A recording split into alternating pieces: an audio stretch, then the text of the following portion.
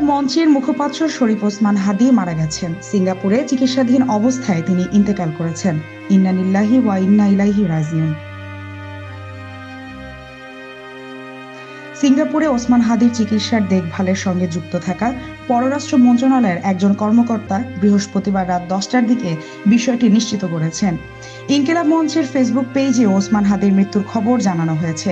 গুলিবিদ্ধ শরীফ ওসমান হাদীর শারীরিক অবস্থা অত্যন্ত সংকটাপন্ন বলে গতকাল জানিয়েছিল প্রধান উপদেষ্টার প্রেস উইং। ওই বার্তার পর থেকে ওসমান হাদীর শারীরিক অবস্থা নিয়ে শঙ্কা বাড়ছিল। অনেকেই সামাজিক যোগাযোগ মাধ্যমে পোস্ট দিয়ে শঙ্কার কথা জানান। ঢাকা ৮ আসনের সম্ভাব্য স্বতন্ত্র প্রার্থী শরীফ ওসমান হাদী নির্বাচন করার জন্য প্রচার চালাচ্ছিলেন। গত শুক্রবার দুপুরে পুরানা পল্টনের বক্স কালভার্ট সড়কে তাকে গুলি করে পালিয়ে যায় দুর্বৃত্তরা। মাথায় গুলিবিদ্ধ হাদীকে গুরুতর আহত অবস্থায় ঢাকা মেডিকেল কলেজ হাসপাতালে নেওয়া হয়। পরে সেখান থেকে নেওয়া হয় এভারকেয়ার হাসপাতালে।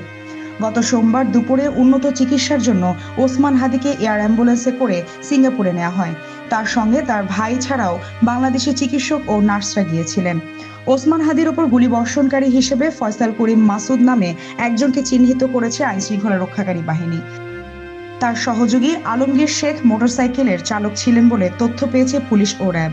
এই দুইজন অবৈধভাবে সীমান্ত পাড়ি দিয়ে ভারতে পালিয়ে গেছেন বলে তদন্ত সংশ্লিষ্ট কয়েকটি সূত্র জানিয়েছে। ওসমান হাদীর ওপর হামলার ঘটনায় এখন পর্যন্ত 14 জনকে আটক ও গ্রেফতার করেছে পুলিশ এবং র্যাব। তাদের মধ্যে ফয়সালের বাবা মোহাম্মদ হুমায়ুন কবির ও মা মোসাম্মদ হাসি বেগম, স্ত্রী শাহেদা পারভিন সামিয়া ও শ্যালক ওয়াহিদ আহমেদ শিপু রয়েছেন।